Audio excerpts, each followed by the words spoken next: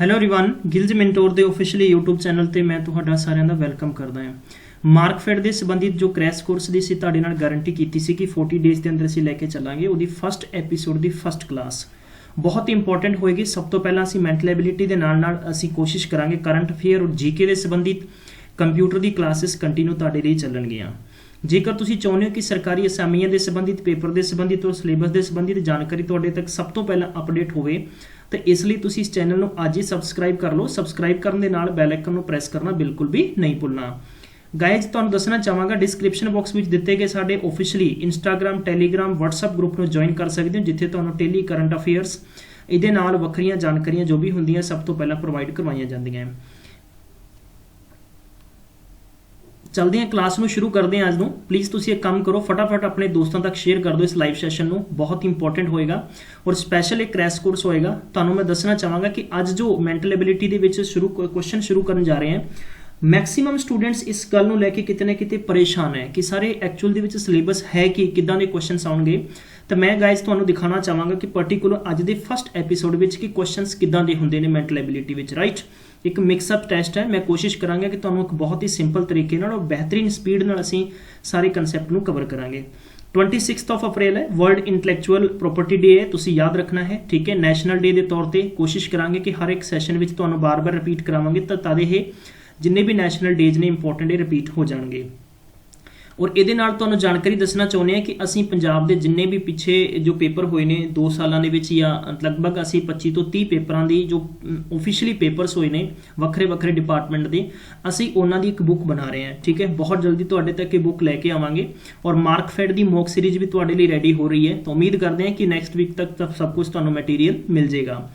तो guys series का पहला क्वेश्चन स्क्रीन पर दिता गया इत्थे बहुत ही इंपॉर्टेंट क्वेश्चंस ने। Arrange the words given below in a meaningful sequence. Meaningful sequence दे विच इहनूं अरेंज करना है ठीक है। तो इदां दे क्वेश्चंस तुहानूं मैंटल एबिलिटी दे विच पूछे जाणगे। तो बहरहाल ये depend on the meaningful sentences है। Presentation recommendations arrival and discussion and introduction बहुत ही सिंपल क्वेश्चन है। सब तो पहला तो देखो ये कोई अल्फाबैटिकली नहीं है कि तुसीं सब तो पहला अल्फाबैट चुक लिया उहदे बेस ते तुसीं आंसर करने की कोशिश करोगे। तो सब तो पहला अराइवल होएगा। नंबर 2 ते आपां गल करते हैं अराइवल तो बाद यानी इंट्रोडक्शन होएगी। तो नंबर सब तो पहला 3 और फिर 5। देखो मान लो कि तुहानूं ये श्योर लग गया कि अराइवल सब तो पहला है तो अराइवल ऑप्शन नंबर ए तो शुरू नहीं हो रहा, ऑप्शन नंबर डी तो शुरू नहीं हो रहा। प्रेजेंस ऑफ माइंड सब तो वड्डी चीज़ होंदी है कि तुसीं पेपर नूं क्वालीफाई करन दे काबिल हो या नहीं हो। सब तो पहला चीज़ है कहते कि तुसी किसी भी पेपर नूं देण जाना है चाहे तुसी क्लर्क बन जा रहे हो यूडीसी बन जा रहे हो या तुसी कोई ऑफिसर बन जा रहे हो तो पेपर देण तो पहला तुहाडा मानसिक तौर उस पेपर के काबिल और पोस्ट के काबिल होना जरूरी है। ये चीज़ हमेशा ध्यान रखो। तो गैस तुहानूं दसना चाहांगा कि इत्थे मेरा कहने का मकसद ये हैगा कि तुसी कदे कदे अपने दिमाग की प्रेजेंटेशन तो भी कम लो भी हाँ इत्थे आंसर की हो सकता है। तो ए और डी तो आंसर हो नहीं सकता। नंबर 2 होएगा अराइवल होया फिर पहचान हुई, पहचान तो बाद की होएगा डिस्कशन या प्रेजेंटेशन। सो प्रेजेंटेशन नंबर 1 और उस तो बाद होएगी डिस्कशन और फिर अंत विच होएगी रिकमेंडेशन नंबर 2। तो option number C is the will be right answer. जी अच्छा लग्या तो लाइक और शेयर करना नहीं भूलना। Question number 2 is given here A is B's sister. A है वो बी दी सिस्टर है। तो मैं तुहानूं सब तो पहला तुहानूं दसना चाहांगी रिलेशनस कंसैप्ट दे विचों कुछ इंपॉर्टेंट चीज़ां हुंदियां ने किहड़ियां गल करदे इत्थे। मेल वास्ते हमेशा तुसीं की प्लस यूज करोगे और फीमेल लई तुसीं की यूज करोगे माइनस यूज करोगे ठीक है। जो मेल कैंडीडेट है पहली गल तो यह। नंबर 2 ते तुसीं की करना है कि जिद्दां मैं एक लाइन ड्रॉ की है इस लाइन तो तुसीं ऊपर साडी दैनिक लाइफ जो साडी अज दी लाइफ है साडी जो लाइफ दे विच जो साडे उम्र तो वड्डे रिलेशनस ने जो रिश्ते नाते ने उन्हां नूं हमेशा ऊपर सजाना है। उस तो बाद जो साडे तो जो छोटे रिलेशन ने उन्हां नूं नीचे रखना है। जिद्दां आपां कह सकते हैं कि साडे पेरेंट्स हो गए साडे मैटरनल और मैं कह सकता है कि साडी पैटरनल और मैटरनल फैमिलीज़ हो गई साडे दादियां दे पक्ष दी मैं कहदा सही नानकियां पक्ष दी राइट चाहे साडे इत्थे भूआ जी फुफड़ जी जो भी साडे दैनिक जिंदगी दे रिलेशन हुंदे ने उन्हां नूं हमेशा आपां जो भी इत्थे ड्रॉ करांगे उन्हां नूं ऊपर रखांगे जो साडे तो छोटे रिलेशनस ने उन्हां नूं नीचे रखांगे। लाइक देखो इत्थे ए दस्सिया गया ए बीज सिस्टर है तो देखो ए की सिस्टर है बी दी सिस्टर है क्लीयर है। तो बी बारे नहीं दस्सिया बी मेल भी हो सकता और फीमेल भी हो सकता है बट ए श्योर है कि ए फीमेल है। इतने नेक्स्ट पूछा गया कि सी इज बीज मदर, तो सी कौन है, बीज मदर है, बी दी मदर है सी। फिर नेक्स्ट है कि D is C is father, तो डी कौन है, सी दा फादर है, तो क्लियर हो गया। उस तो बाद ई इज डीज मदर, तो ई कौन है, डीज मदर है, तो डेफिनेटली आप ऊपर रखेंगे रिलेशन।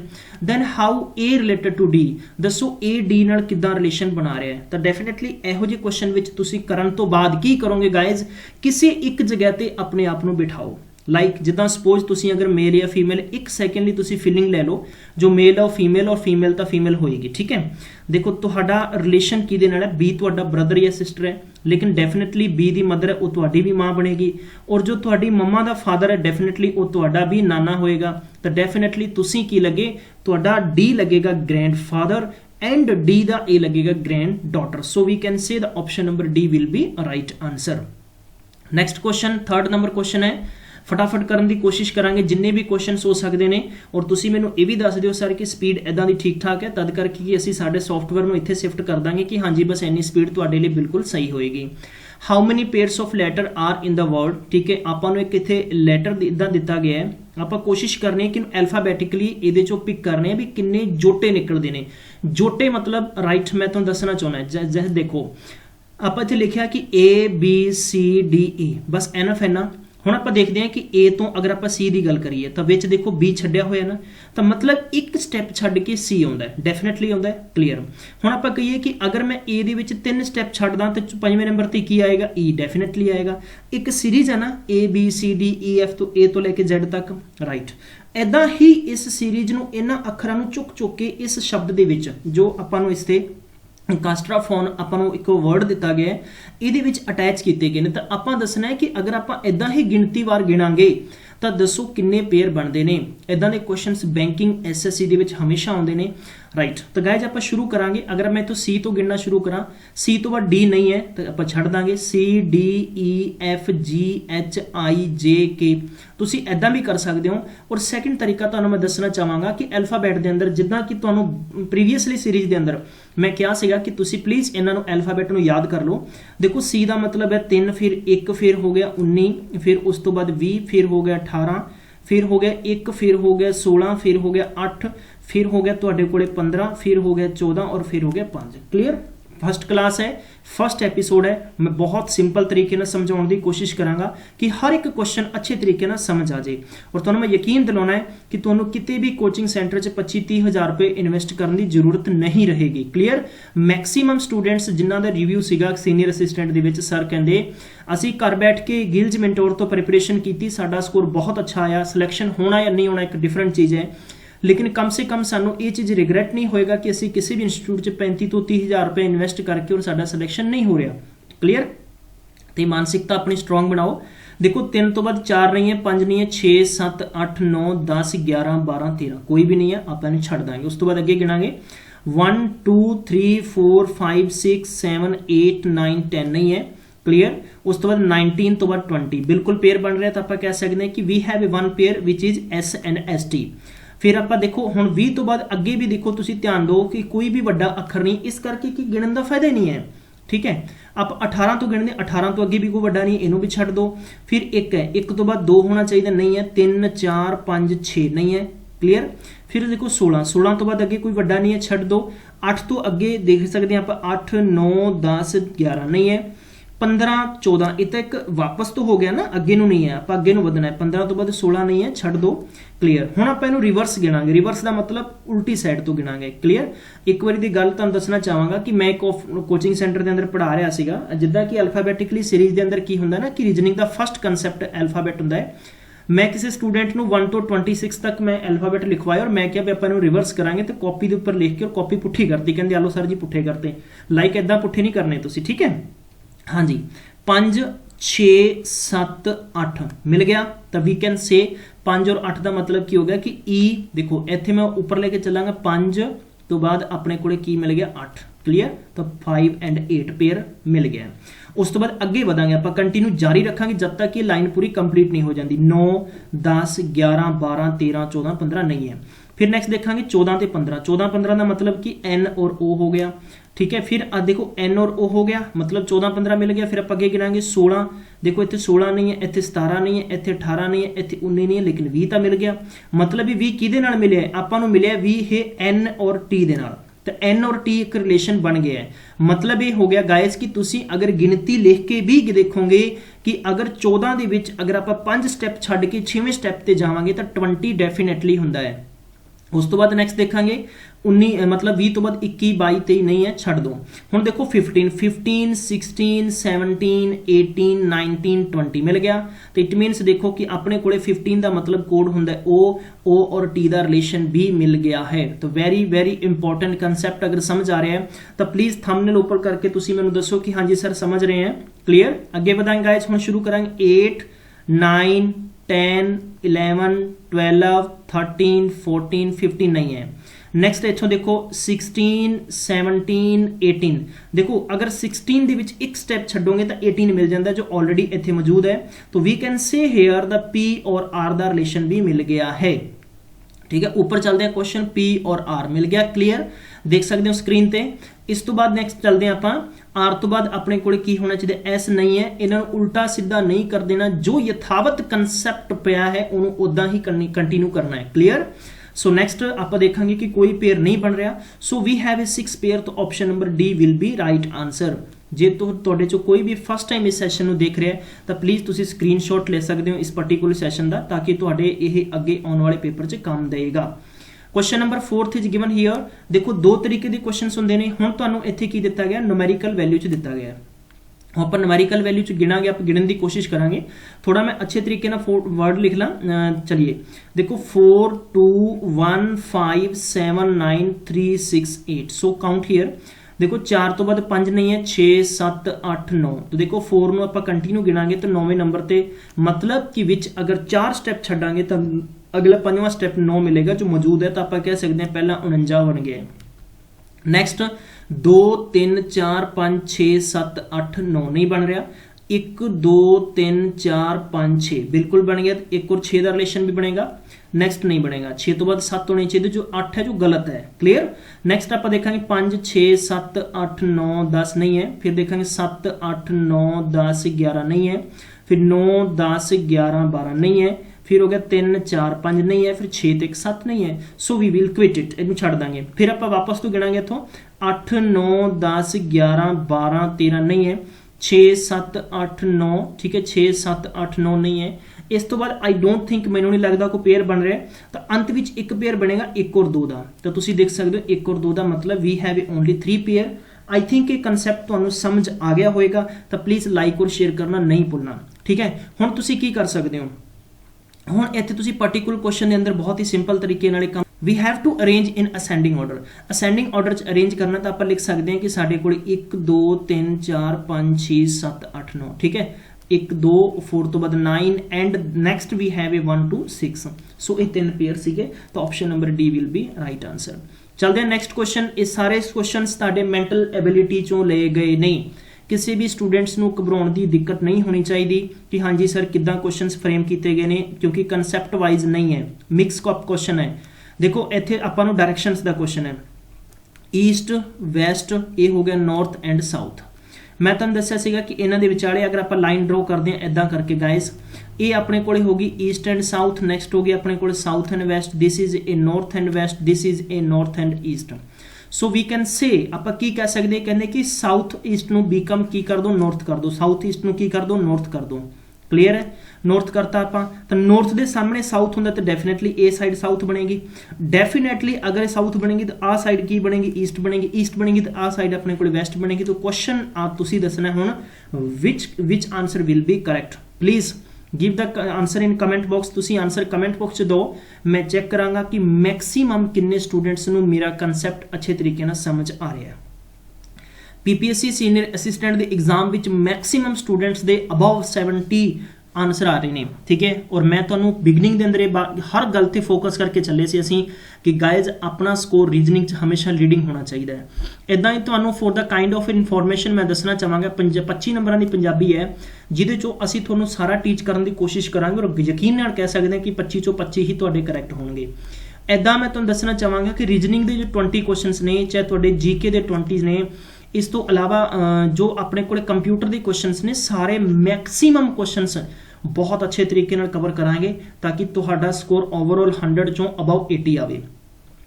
ਇੱਥੇ ਆਪਾਂ ਨੂੰ क्वेश्चन दिता गया कंप्यूटर ਦਾ ਉਹ ਕਹਿੰਦੇ ਵੀ ਕੋਡ ਤੁਹਾਨੂੰ ਦਿੱਤਾ ਗਿਆ ਹੈ ਨੈਕਸਟ क्लीयर।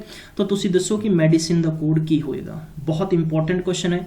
ठीक है गाइज, आप इत्थे लिखण की कोशिश करते हैं कि COMPUTER। वैसे पेपर तुहानूं इदां लिखण की कोई जरूरत नहीं है, बट तुहाडे चों न्यू कमर्स भी होणगे जिन्हां नूं मैं समझाउण की कोशिश कर रहा। ठीक है, इत्थे आपां लिखिआ कि R, फिर लिखिआ FUV, फिर Q, फिर NP एंड C। सो आपां चैक करना है की चैक कर सकते हैं। सब तो पहला तुसीं चैक करना है ऊपर और नीचे कोई प्लस माइनस तो नहीं हो रहा। आप देखते हैं कि C का कोड 3 होंदा है, इहदा कोड 15 है। We have 13 and 16 21 20 and 5 and 18। So we can write here 8 6 21 22 17। So 17 and 14 and 16 and 3। सो आप एक चीज़ तो देख चेक कर रहे हैं कि फर्स्ट टर्म अपने को C है एंड लास्ट टर्म भी C है, इधर R है, इत्थे भी R है। तो बिल्कुल ये चीज़ क्लीयर हो रही है अपने को। तो आप मशीन की गल करते हैं, अगर आप मशीन मैडिसिन इत्थे लिखते हैं MEDICINE, आप लिखते हैं कि E तो बिगनिंग हो रही है, M तो लास्ट हो रही है। E तो बिगनिंग और M तो देखो E की स्टार्टिंग नहीं है, यदा मतलब ऑप्शन नंबर A नहीं हो सकता, ऑप्शन नंबर C नहीं हो सकता। तो we have a option number B and D, दोनों चों कोई एक आंसर डेफिनेटली होएगा। ठीक है गाइज, हुण देखते हैं अपने को इत्थे 5 है और इत्थे अपने को की है F है। तो मतलब एक वध गया, एक इनक्रीज हो गया ना, एक इनक्रीज हो गया है। देखो आप अगर अपने को इत्थे लास्ट वन E है तो इत्थे F बन गया है। जो इत्थे मैं तुहानूं दसना चाहांगा कंप्यूटर दे विच तुसीं E देख सकते हो, इत्थे बिगनिंग दे विच यह की बन गया R का मतलब E का मतलब F बन गया, एक इनक्रीज हो गया। चलो शुरू करते हैं फिर आप इत्थों। इत्थे अगर 15 है तो इत्थे आके की बन गया 16, ਇਹਦਾ 5 ਦਾ 6 बन गया। उदा ही ਆਪਾਂ ਇੱਥੇ E ਦਾ ਇਹਦਾ ਕੀ ਕਰ ਦਾਂਗੇ, ਆਪਾਂ N ਦਾ M ਹੋ ਜਾਏਗਾ ਜਾਂ O ਹੋ ਜਾਏਗਾ, डिपेंड करता है कि क्वेश्चन वध भी सकता और घट भी सकता। ठीक है, लेकिन O होएगा, इनक्रीज होएगा। ਇਹਦਾ E ਦਾ ਕੀ ਬਣੇਗਾ, F ਬਣੇਗਾ। तो वी कैन से देखो ਇਹਦੇ ਚ भी FM है, ਇਹਦੇ ਚ भी FM है, ਇੱਥੇ भी EO है, EO बिल्कुल सेम चल रहा है। नेक्स्ट सो 13 का इत्थे की बन गया अपने को 14 बन गया, और इत्थे 20 का की बन गया अपने को 21 बन गया। इदा ही इनक्रीज कर देंगे। अगर अपने को D है तो D का अपने को की बनेगा, इत्थे E बनेगा। So we can say here is J और हेयर इज E, तो अपने को D करेक्ट आंसर है। गाइज वी नो नीड कि कंप्लीट आप किसी भी कंसैप्ट को पूरा करना है, जस्ट आप की करना है कोड चुको, ਤੁਹਾਨੂੰ पूरे प्रोसीजर एक लाइन वाइज सीक्वेंस वाइज समझ आया तो उन्होंने टिक करो, नेक्स्ट अगे बढ़ो। नेक्स्ट क्वेश्चन, नेक्स्ट बहुत ही प्यारा क्वेश्चन दिता गया है। How many fours are there in proceeded by 7 but not follow by 3। Proceeded का मतलब होंगे से पहले, मतलब की होंगे से पहले। तो 4 से पहले 7, वो कहना कि 4 तो पहला 7 किन्ने ने, बट जेडे कि 3 नूं फॉलो नहीं करते। तो आप इत्थे चेक करांगे, ये हो गया पहला। गाइज गेटिंग माई पॉइंट, ठीक है। 4 देखो ये हो गया दूजा, वेरी गुड।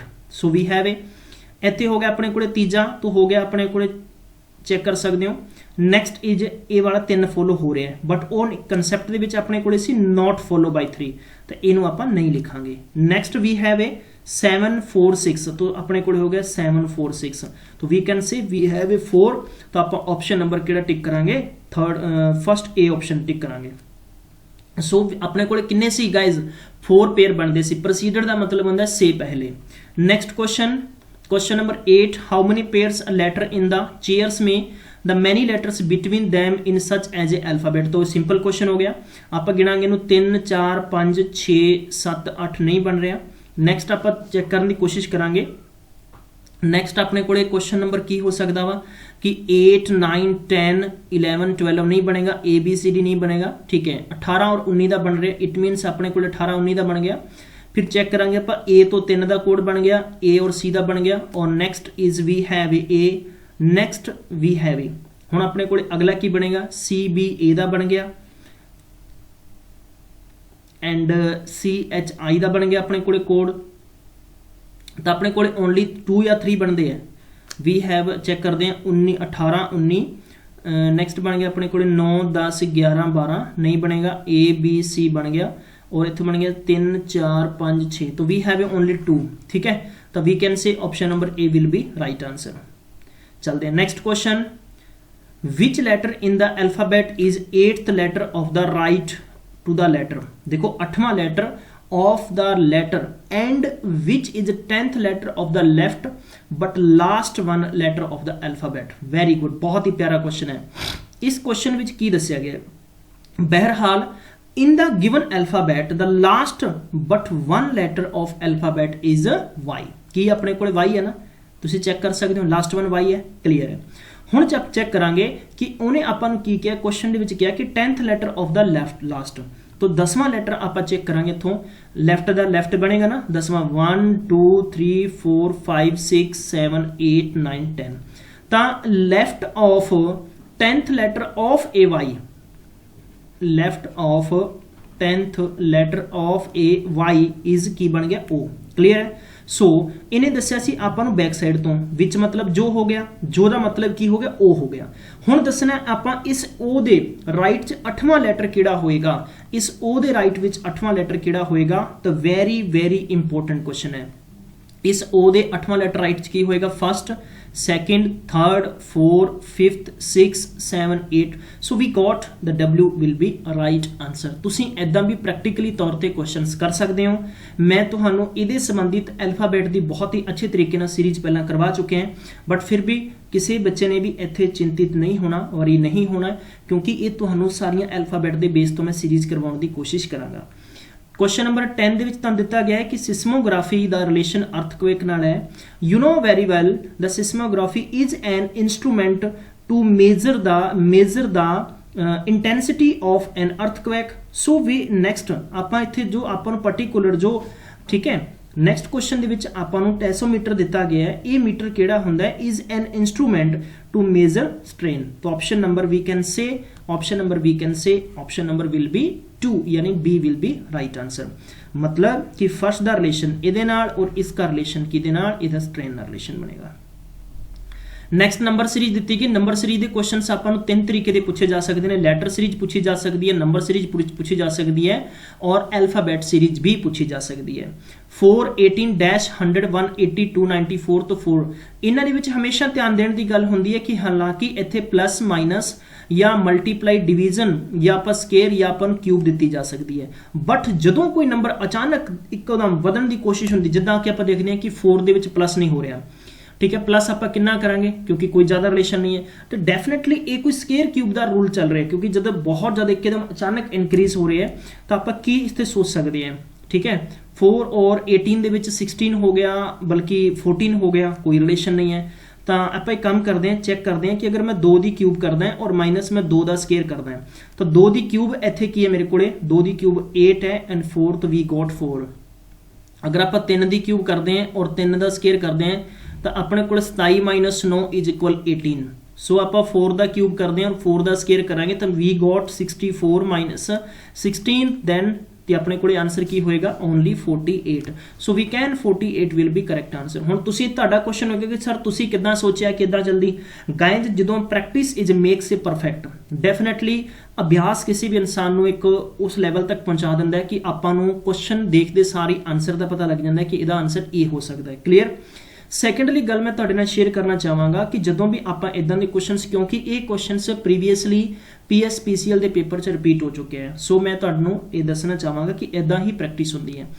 12th क्वेश्चन दिता है कि if you write down all the number from 1 to 100 how many times do you right 3। अगर तुसी कंटिन्यू देखो, बहुत ही सिंपल प्यारा क्वेश्चन है, कोई ज़्यादा टफ क्वेश्चन नहीं है। अगर ये कहता कि 1 to 100 तक तुसी कोई भी नंबर लिखते हो तो 3 लगभग किन्ने नंबरों के पिछे आएगा। सो इसका करैक्ट आंसर की होएगा, वी नो बेटर। ठीक है, आप अच्छे तरीके ना देख सकते हैं कि 3 कित्थे कित्थे आउंदे ने। देखो आप कह सकते हैं कि 3 13 23 इदां काउंट करांगे तो टोटल 93 तक we have a only 10 number. So secondly अगर आप 31 तो शुरू 30 तो शुरू करते हैं तो इदां भी अपने को 10 नंबर बनने, 10 and 10 there are 20 number. So we can say option number C will be right answer. Next question guys, एक पर्सन एक महिला नूं इशारा करके कहता है, पॉइंटिंग टू ए पर्सन, एक पर्सन है इस तरह पॉइंट करके एक बंदा एक महिला नूं कहता है। ठीक है, बहुत ही प्यारा क्वेश्चन है, बहुत ही सिंपल क्वेश्चन है। ठीक है, इसका आंसर तुसी दसना है कमेंट बॉक्स की, करेक्ट आंसर की होएगा। ठीक है, चलते नैक्सट क्वेश्चन वाल बढ़ते हैं। क्वेश्चन नंबर 14 तुहानूं दस्सिया गया है। 14 नंबर क्वेश्चन बहुत ही सिंपल क्वेश्चन है, हालांकि बेस्ड ऑन वकैब के संबंधित क्वेश्चन है। हर किसी बच्चे लिए थोड़ी जी परेशानी हो जाती है इत्थे कि ठीक है, next one vaunt means to boast, ठीक है, टू या आप कह सकते हैं कि टू प्रेज अबाउट समथिंग, ਇਹਦਾ ਆਨਸਰ ਤੁਸੀਂ ਖੁਦ ਹੀ ਰੀਡ ਕਰਕੇ ਕਮੈਂਟ ਬਾਕਸ 'ਚ ਦੇਣਾ ਹੈ। Next question number 15 is given here in a row of ਬॉयਜ਼। ਸੋ ਇਹਦਾ ਰਾਈਟ ਆਨਸਰ ਕੀ ਹੋ ਸਕਦਾ ਗਾਇਜ਼, ਇੱਕ ਲਾਈਨ ਦੇ ਵਿੱਚ ਬॉयਜ਼ ਬੈਠੇ ਨੇ, if A who 10th from the left, ठीक है। इन्हों प्रैक्टिकली तौर पर भी कोशिश समझने की कोशिश करनी है तुसी, हालांकि मैं एक ट्रिक ला के बहुत ही सिंपल तरीके आंसर कढ़ के तुहानूं दिखा सकदा, बट तुसी समझण दी भी कोशिश करो। इत्थे पूछा गया कि A who is 10th from left, A 10th है फ्रॉम द लैफ्ट साइड तो आप देखते हैं कि ए दी पोजीशन है, B 9th from the right side, B है 9वीं पोजीशन है कित्थों, राइट साइड तो है बी दी, यस। सो आप राइट इधरों गिनांगे, लैफ्ट आप इधरों गिनांगे।